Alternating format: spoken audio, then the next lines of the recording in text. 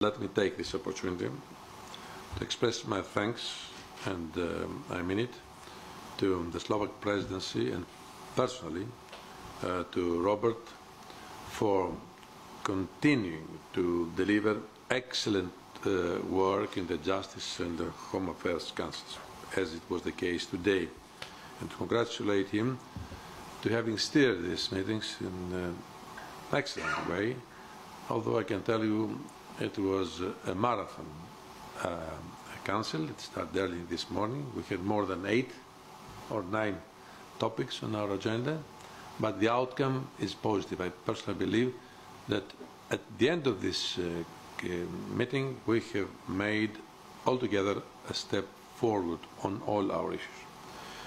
In today's meeting I also had the opportunity to introduce for the first time to the ministers our new colleague, Julian King, the Commissioner in charge of the Security Union.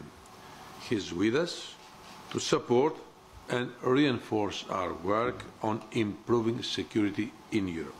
And I look forward to his contribution in that respect. But first, starting with migration, I think we can all agree that the situation is better compared to what it was last year, though the situation is still, yes, very fragile in Italy, in Greece and in Bulgaria, but also in other member states that have to deal with a high number of asylum applications, irregular migrants to return and refugees to integrate. I welcome the commitment of all member states to deliver on their commitments. In the last few months, many member states have increased their efforts on relocation and resettlement, demonstrating what is possible if the political will is there. I encourage the ministers to continue delivering like this, and the Commission will continue supporting member states with all available means to further accelerate the implementation of the relocation and resettlement schemes, as well as the full implementation of the EU-Turkey statement. The migration challenges, as you all understand, cannot only be addressed inside Europe. We have to work and cooperate with our external partners. Today, we had a fruitful discussion on the Migration Partnership Framework, which is a key element to reduce irregular migration flows and improve returns of irregular migrants. Today, we have not only discussed about the measures to address the immediate needs, but also how to build a more resilient European migration and asylum policy in order to face successfully future challenges.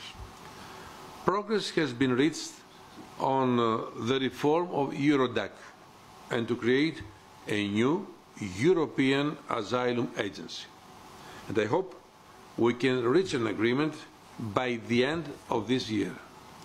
Following the official launch, as Robert mentioned before, of the European Border and Coast Guard last week, we discussed the next steps to fully operationalize the new agency within the coming months. For this, I called on the member states to be fully engaged to set up, for instance, the pool of experts. However, better managing our external borders in order to reduce irregular arrivals means also that we have to enhance pathways for people in need of protection to come legally to Europe. This is why we had, I would say, an intensive discussion on the EU resettlement framework.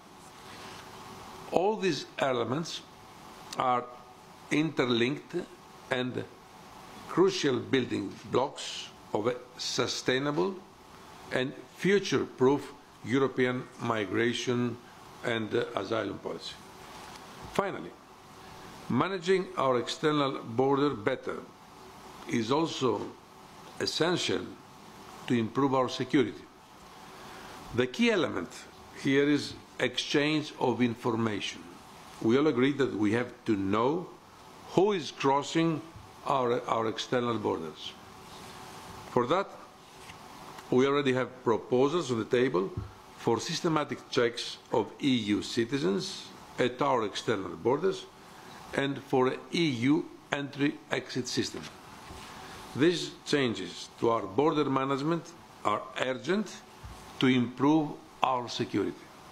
The Member States and the European Parliament need to move fast, to move quickly, and adopt them into law still this year.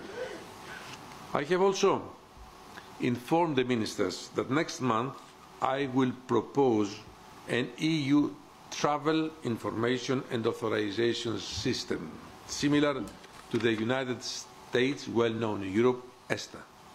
So to conclude, as I said in the beginning, a fruitful Home Affairs Council meeting today and a full, ambitious agenda for the months ahead. There is great willingness and commitment to continue moving forward.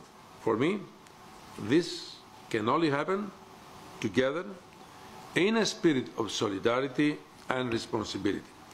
I look forward to our important work in the weeks and months ahead, and once again I would like to express my thanks to Robert for the excellent job he has done as President of this Council. Thank you.